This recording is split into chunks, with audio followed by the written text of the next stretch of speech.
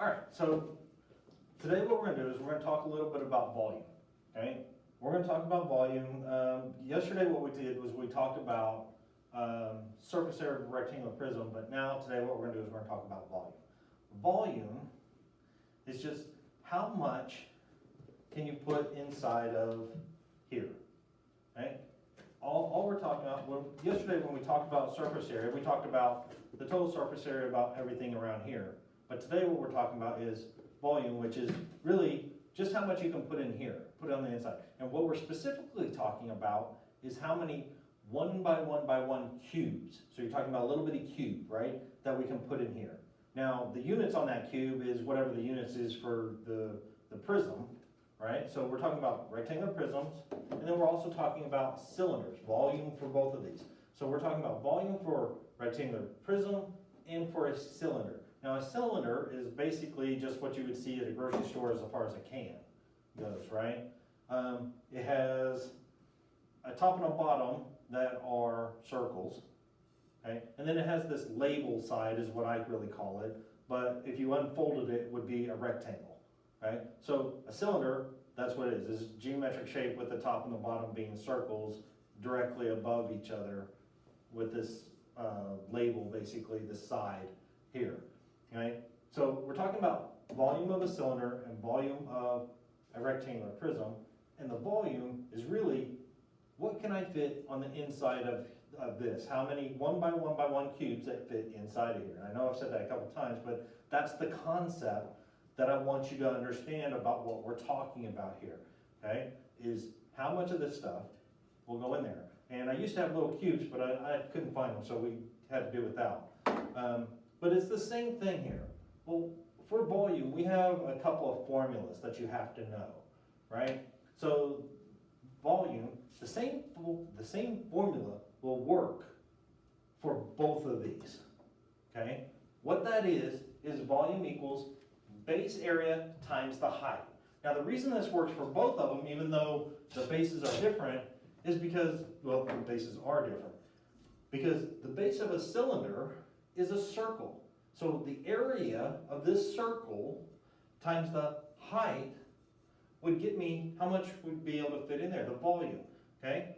So the area here tells me how many cubes go along this bottom, or how many cubes go along the bottom on here, okay? So the base area, the area of the base, tells me how much goes along that bottom spot, and then you multiply that times the height here, or times the height here.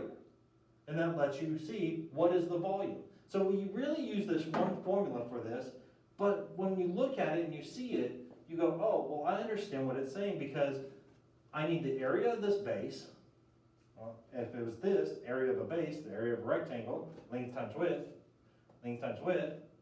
times the height, So the base area, or area of the base, okay, and it looks a lot like this. This is the way that the formula looks. V equals a big B, because that's a formula, times H, the height, okay? So they use big B here because it's talking about a formula. Well, the formula, if it's a rectangular prism, would be length times width, and if it's a cylinder, it would be pi r squared. These are the areas of the base. Okay, so volume equals base area times the height. Okay, and for the rectangular prism, we would really be using this one right here. V equals length times width times height. And this part right here is that big B. And I put my marker down somewhere.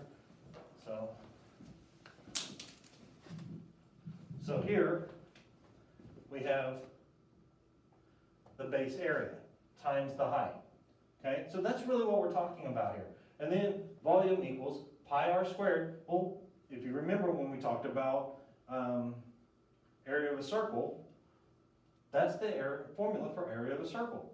So here, that's the big B, the base area. So that would go right into there. Okay, so we have the base area times height. But this formula really works for all of these because it's talking about these. All right? Now, when we do this, really all it is substitution. We're going to take the numbers off of that we're given, and plug them into these, making sure that we get this right. Now, let's take a look at some of these problems that you're going to kind of see.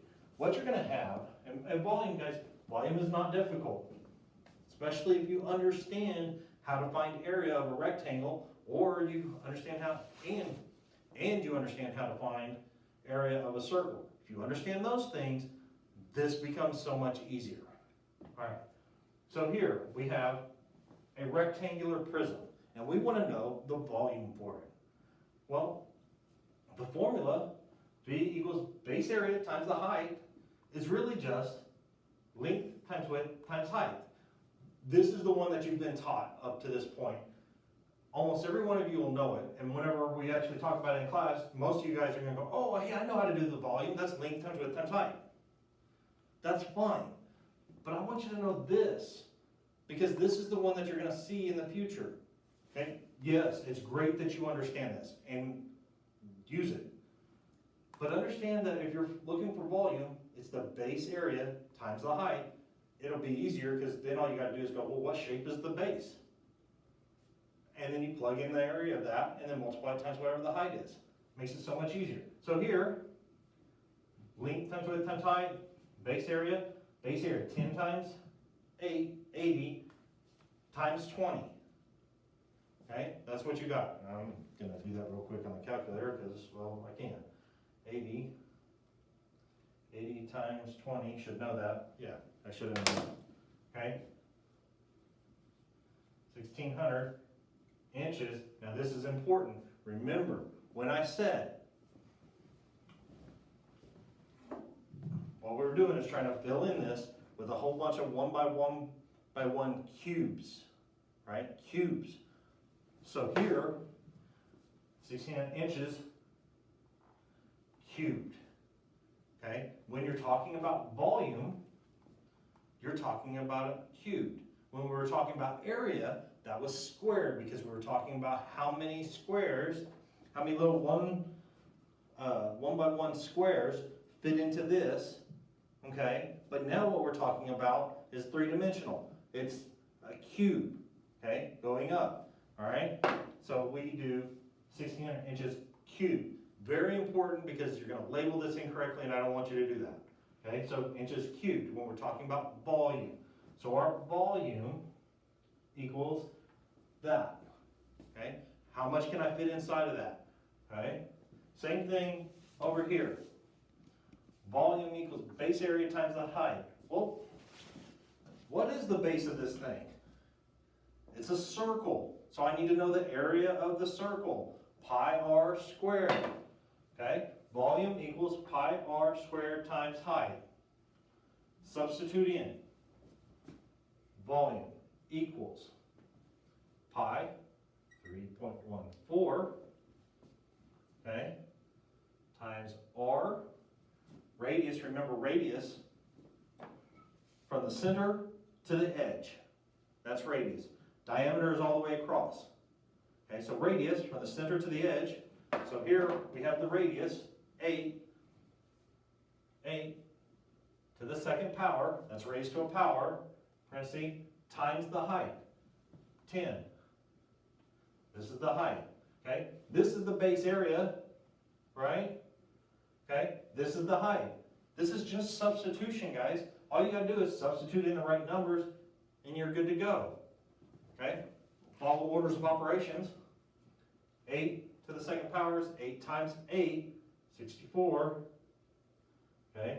64 times 3.14, okay? So now I have V equals 200.96 times the height, which is 10, okay? So V equals centimeters. And remember, we're talking about cubes, okay? How many 1 by 1 by 1 cubes, and I keep saying that because it's important, 1 by 1 by 1 cubes. So this is cubed, okay? If you follow this, just like that, this is going to be no problem, okay? Follow these, know these formulas, memorize these formulas. I told you already once to memorize the formulas for area of a rectangle, area of a circle, because I knew this was coming up and I knew this is the way that we were teaching this. Okay, volume equals base area times height. Okay, base area times height. That's really all there is to this. If you have any questions, let me know. Get in contact with me if you need anything.